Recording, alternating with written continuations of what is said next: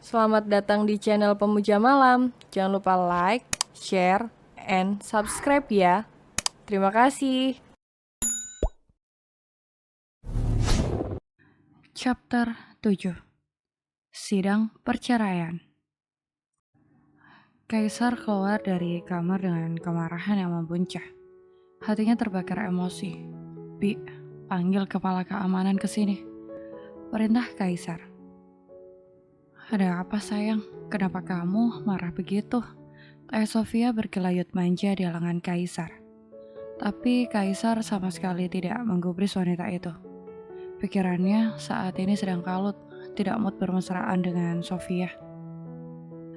Kamu pulanglah, aku sibuk saat ini, ucap Kaisar dengan nada dingin. Sofia merajuk manja. Ya udahlah, kita cari perempuan lain saja untuk melahirkan anak kita. Kenapa sih kamu harus heboh dan pusing gara-gara istri bodoh kamu itu? Ucap Sofia dengan suara manjanya dan mengelus rahang tegas Kaisar, yang saat ini sedang marah besar. Dasar nenek lampir, hobi sekali merusak rumah tangga orang lain. Ceplos si bibi dan itu terdengar oleh Kaisar dan Sofia. Mata Sofia sudah melotot, marah dan tidak terima. Sayang, pecat wanita lancang itu. Tunjuk Sofia dengan kemarahan yang siap melahap apa saja yang ada di hadapannya. Si bibi sudah mundur-mundur, mengambil ancang-ancang kalau saja dirinya disarang. Kamu pulang saja ke rumahmu. Aku sedang pusing saat ini memikirkan istriku. Kamu jangan menambah beban pikiranku. Hardi Kaisar mulai emosi. Kok kamu kayak gitu sih sayang? Aku jauh-jauh datang dari Amsterdam demi kamu. Kamu malah perlakukan aku kayak gini. Rajuk Sofia memanyunkan bibirnya. Biasanya jurus itu paling ampuh untuk menaklukkan hati Kaisar. Bi, tolong antar Nona Sofia ke depan, minta supir untuk mengantarkan dia. Perintah Kaisar tegas, tidak mau dibantah lagi. Kamu jahat, Kaisar. Sofia menghentak kakinya dengan kesal, lalu pergi dari rumah Kaisar dengan kemarahan yang memuncak. Awas saja, aku gak akan memaafkan kamu walaupun kamu bersujud di kakiku. Ancam Sofia, lalu pergi diantarkan oleh sopirnya Kaisar, Burhan. Mana kepala keamanan? Kenapa lama sekali? Apa dia sudah bosan hidup, ha? Ucap Kaisar dengan kesal. Iya tuan, saya panggil lagi. Si bibi sangat senang karena tuannya lebih memilih mengusir kekasihnya daripada memecat dirinya. Dengan semangat 45, si bibi berlari ke depan untuk mencari kepala keamanan yang diminta oleh tuannya. Bian ternyata sedang tidur enak-enakan. Dasar. Bian, cepat bangun, itu dicari sama tuan. Si bibi mengguncang bahu Bian. Ya, Bian dan Bono memang gantian tidurnya. Supaya kalau malam selalu ada orang yang terjaga untuk menjaga rumah majikannya. Ada apa, Bi? Tanya Bian masih dengan raut muka ngantuk. Dipanggil sama tuan, ayo cepat. Tuan sedang mengamuk. Kamu kalau tidak mau dipecat, ayo ikut saya. Bian langsung kaget mendengar kata-kata dipecat. Jangan nakut-nakutin saya, Bi. Bian lalu mengikuti si bibi untuk memenuhi panggilan majikannya. Iya tuan, ada apa mencari saya? Tanya Bian dengan wajah yang masih mengantuk. Apa yang kamu lakukan di rumah ini, ha? Kenapa kamu biarkan begitu saja? Istri saya kabur dari rumah. Amarah sudah membuncah di hati Kaisar. Maaf tuan, tadi pagi saat Nyonya minta izin untuk keluar, katanya disuruh tuan membawakan koper karena tuan mau ada acara keluar kota. Kalau tuan tidak percaya, ayo kita ke ruangan CCTV, kita akan tahu kemana Nyonya arah perginya. Saran Bian sudah ketakutan. Lain kali, kalau apa-apa itu konfirmasi sama saya dulu, jangan asal saja. Kamu sudah membuat istri saya jadi kabur sekarang. Katakan, apa hukuman buat kamu? Kaisar masih menatap dingin bawahannya yang sudah ceroboh dalam bekerja. Saya akan mencari Nyonya, tuan. Saya ingat Nyonya pergi dengan sebuah taksi. Nanti di CCTV kita bisa mencari nomor plat taksi tersebut. Kita bisa bertanya sama dia, mengantarkan Nyonya kemana. Ucap Bian cerdas. Seketika senyum sumringah terbit di bibir tipis Kaisar. Segera kamu cari plat mobil taksi itu. Kamu harus bisa membawa istri saya kembali. Kalau gagal, jangan harap kamu akan terus bekerja di rumah ini. Ancam Kaisar. Baik tuan, saya permisi. Ucap Bian. Bian lalu berusaha mengotak-atik layar CCTV yang ada di hadapannya. Memutar tayangan pada saat Delia kabur dari rumah majikannya. Begini banget ya, nasib seorang bawahannya orang kaya, istrinya kabur gara-gara perbuatan dia, kita yang repot kayak gini. Gerutu Bian kepada si Bibi. Bagaimana nyonya tidak kabur? Lah, tuan selingkuh kayak gitu. Saya juga kalau punya suami kayak gitu, mending saya pulang kelat aja. Ucap si Bibi dengan gemas. Memang kelakuan orang-orang kaya itu pada minus. Pada nggak punya akhlak, seenaknya saja nginjek-nginjek harga diri orang lain. Ucap Bian penuh dengan kemarahan. Kalian kalau sudah bosan kerja di sini, katakan saja, pasti akan saya pecat. Hardik Kaisar dengan kesal. Ya, dirinya mendengar semua yang dikatakan oleh mereka. Apakah Delia tahu kedatangan Sofia? Apakah mungkin Delia kabur karena cemburu? Batin Kaisar. Tiba-tiba hati Kaisar menjadi hangat karena memikirkan kemungkinan Delia cemburu kepada dirinya. Kabari saya kalau kamu sudah ada info. Kalau saya dengar kalian menggunjing saya lagi, saya pecat kalian tanpa pesangon, 1 rupiah juga. Ancam Kaisar lalu dia masuk kembali ke kamarnya. Kaisar mengambil ponsel kemudian mencari nomor sekretarisnya. Halo, apa tadi siang ada nyonya datang ke kantor? Tanya Kaisar dengan nada dinginnya. Iya tuan, pas tuan mantap dengan kekasih Anda, istri Anda hendak masuk. Tetapi tidak jadi karena katanya takut mengganggu kesenangan Anda. Nyonya hanya membuka pintu sedikit mendengarkan apa yang kalian bicarakan. Setelah itu, Nyonya pulang dengan kemarahan tuan. Terang sekretarisnya kepada Kaisar. Kamu sebagai sekretaris sangat bodoh. Kenapa kamu tidak bisa mencegah untuk istri saya mengintip apa yang saya lakukan di dalam kantor saya, ha? Ucap Kaisar marah besar mengetahui fakta bahwa Delia sudah tahu niat dirinya dan Sofia. Seketika hati Kaisar merasa ketakutan. Apakah Delia akan meninggalkan aku? Hati Kaisar sungguh kalut sekali. Setelah semalaman tidak bisa tidur, hati Kaisar semakin marah. Ketika pada jam 10 saat akan bersiap ke kantor, Bian datang dengan membawa sepucuk surat. Surat dari pengadilan, tuan. Hati Kaisar sudah mencelos. Tidak enak perasaannya. Dengan tangan gemetar, Kaisar akhirnya membuka kop surat. Gugatan perceraian. Delia menggugat saya. Berani sekali wanita itu. Geram Kaisar. Kaisar lalu mengambil ponselnya, menelpon asistennya. Halo, segera cabut semua investasi saya di perusahaan Adiguna. Buat perusahaan itu bangkrut hari ini juga. Perintah Kaisar, lalu membanting ponselnya karena emosi yang tidak tertahan lagi. Berani kamu menggugat cerai seorang Kaisar, jangan pernah bermimpi. Mata Kaisar sudah memerah, matanya nyalang ketika melihat foto pernikahan dirinya dengan Delia yang tergantung manis di dinding kamarnya.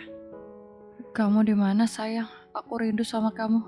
Kembalilah, aku akan menuruti apapun yang kamu mau. Jangan tinggalkan aku. Tanpa terasa air mata Kaisar mulai berderai.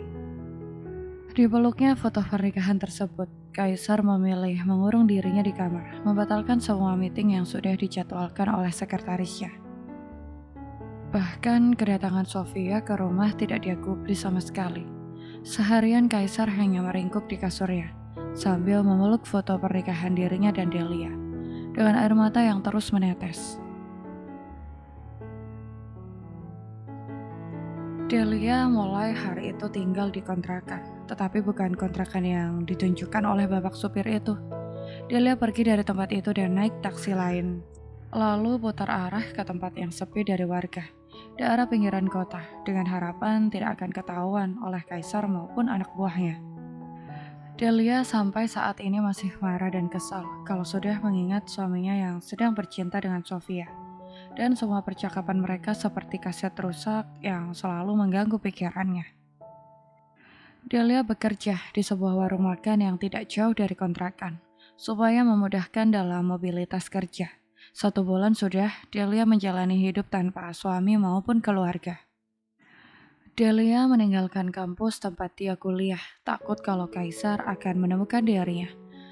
Panggilan pengadilan untuk sidang perceraian dirinya dan Kaisar minggu depan. Delia sudah bersiap untuk menjadi janda di usianya yang masih muda. Bukti perselingkuhan suaminya dan Sofia pada hari itu sudah dia kantongi. Iya, Delia memvideokan adegan mesum dan pembicaraan mereka. Yang hanya menjadikan Delia sebagai pabrik anak demi untuk membahagiakan kekasihnya yang tidak mau melahirkan tetapi ingin punya anak perempuan gila. Delia mengganti nomor ponselnya, jadi Kaisar tidak bisa melacak keberadaan dirinya. 1 hari sebelum persidangan, Delia sudah minta cuti selama 2 hari kepada bos tempatnya bekerja. Delia akan tinggal sementara di tempat temannya, hanya untuk menyamarkan tempat tinggalnya yang sebenarnya. Ya, Delia tahu kalau suaminya itu pintar dan punya banyak anak buah. Jadi, Delia juga harus lebih pintar untuk bermain kucing-kucingan dengan suaminya. Jangan pernah berharap akan bisa menemukan aku. Delia sangat bahagia karena sudah 1 bulan kepergian dan Kaisar masih belum bisa menemukan dirinya. Delia sangat bangga dengan kehebatan dirinya. Sementara itu di kediaman Kaisar, Kaisar langsung mewawancarai sopir taksi yang waktu itu mengantarkan Delia keluar dari rumahnya. Saya hanya mengantarkan dia sampai depan kos, tapi tidak tahu apakah dia benar-benar tinggal di sana. Saya waktu itu langsung pergi, Pak, jawab supir taksi tersebut. Antarkan saya ke tempat terakhir kamu mengantarkan istri saya, ucap Kaisar dengan wajah datar dan dingin. Ampun, Pak, jangan masukkan saya ke kandang buaya. Kasihan anak dan istri saya, Pak. Sopir taksi itu bukannya mengantarkan Kaisar, malah menangis terseduh-seduh, memohon-mohon di depan Kaisar. Kaisar sampai bingung. Apa maksud Anda? Kaisar menatap supir itu dengan mata elangnya yang mengintimidasi.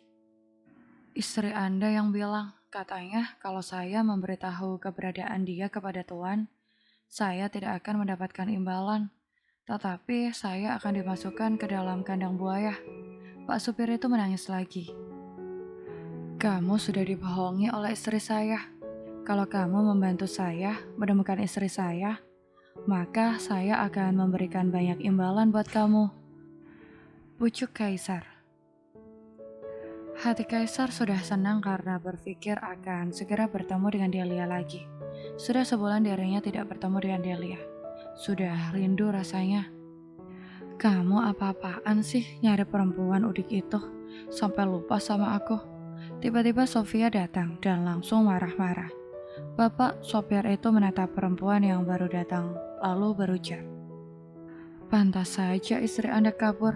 Anda pria brengsek soalnya. Asal Anda tahu, selama istri Anda kabur dari rumah ini, istri Anda bilang bahwa dia benci dengan Anda setengah mati. Sudah, Pak. Tidak usah dicari lagi, kalaupun ketemu juga saya yakin istri Anda tidak akan mau diajak pulang sama Anda. Mata Kaisar sudah merah menyala dan siap membakar apapun juga. Hati-hati dengan ucapan Anda bisa benar-benar berakhir di kandang buaya, gara-gara mulut Anda yang bicara sembarangan. Kaisar menggeram lalu memanggil sekuritinya untuk mengusir bapak supir itu. Hatinya sudah tidak berniat lagi untuk percaya dengan keterangan bapak itu. Usir dia dari sini, aku sudah tidak butuh lagi. Hati Kaisar kesal dan marah. Sementara itu, Sofia sudah berkelayut manja di hadapan Kaisar. Sayang, ayo kita belanja. Aku gak sabar ingin beli tas yang kemarin aku lihat di mall. Kaisar melirik malas kepada Sofia. Istriku hilang, apa kau pikir aku punya nafsu untuk jalan-jalan dengan kamu? Semua gara-gara kedatangan kamu yang tiba-tiba. Semua jadi kacau. Kaisar menggeram frustasi. Sofia memukul dada Kaisar lalu bibir Kaisar dengan rakus. Kaisar langsung mendorong tubuh Sofia dari pangkuannya. Katakan padaku, apa kamu di Amsterdam juga seperti ini terhadap pria lain? Soalnya aku merasakan kalau kamu sudah tidak greget lagi. Kamu pasti sering tidur bersama pria lain. Ayo jawab. Jangan coba-coba membohongiku. Aku bukan pria bodoh yang bisa kamu tipu. Kaisar menatap Sofia dengan sengit, wajahnya sudah memerah. Ya ampun sayang, aku ini perempuan cantik dan berkelas. Tentu saja aku ini banyak peminatnya, makanya kamu harus baik sama aku. Biar aku gak akan pernah meninggalkan kamu. Sofia berkata dengan manja. Bagaimana mungkin aku akan menukar istriku yang murni dan suci dengan perempuan macam kamu? Apakah kamu pikir aku sebodoh itu? Mata elang Kaisar menyapu seluruh tubuh Sofia yang sudah merinding ketakutan. Sayang, walaupun tubuh banyak pria, tapi cintaku hanya untukmu sayang. Sofia mencoba mencium Kaisar lagi namun langsung ditepis oleh Kaisar. Persetan dengan cinta kamu, aku tidak butuh. Sudah, lebih baik kamu kembali ke Amsterdam. Aku sedang pusing, banyak masalah di sini. Usir Kaisar tanpa melihat ke arah Sofia yang kini mulai berderai air mata. Pergi aku bilang, gak usah ngedrama di hadapanku. Aku sedang gak berminat membayarmu. Kaisar lalu masuk ke kamarnya yang di lantai atas. Sofia sudah berlari mengejar Kaisar dan memeluknya dari belakang. Sayang, aku datang jauh-jauh dari Amsterdam buat kamu. Tapi kok kamu jahat banget sih? Aku sedih tahu sayang. Kaisar memutar bola mata malas. Pulanglah Sofia, aku sedang pusing sekali. Apa kamu tahu, gara-gara kamu istriku kabur dan bahkan menggugat aku ke pengadilan. Kamu sudah berhasil membuat aku jadi duda di usiaku sekarang. Sarkas Kaisar dengan emosi. Kan bagus sayang, kamu ceraikan dia, jadi kita bisa mencari wanita lain yang akan melahirkan anak untuk kita berdua. Sofia mulai merayap lagi, tangannya sudah menggoda Kaisar agar mau menyerah. Ya, sudah seminggu ini Kaisar selalu menghindari dirinya. Sudah gatal Sofia, Kaisar sangat paham itu, tapi Kaisar sedang tidak mood dan malas berurusan dengan Sofia. Saat ini hatinya sedang kesal karena Delia benar-benar menggugat dirinya ke pengadilan. Undangan pengadilan untuk sidang saja sudah datang. Mana punya mood buat bermain gila dengan Sofia. Yang Kaisar tahu bahwa tubuhnya para pria hidung belang. Pulanglah, kau cari pria lain untuk kebutuhan kamu. Aku lelah. Kaisar lalu masuk ke kamarnya dan menguncinya. Di kamar, Kaisar menatap lekat foto pernikahan dirinya dengan Delia. Sayang, apakah kamu serius ingin meninggalkan aku? Kaisar tidur sambil memeluk foto pernikahan dirinya dan Delia. Hatinya sangat merindukan Delia. Keesokan harinya Kaisar bangun kesiangan. Dengan kelimpungan, Kaisar mandi dan bersiap untuk pergi ke pengadilan. Karena Kaisar berharap akan bertemu dengan Delia di sana. Kaisar sudah menggunakan pakaian terbaik, dandan berlebihan semata-mata untuk terlihat sempurna di mata Delia, istri yang sudah sangat dia rindukan. Apakah aku sudah tampan?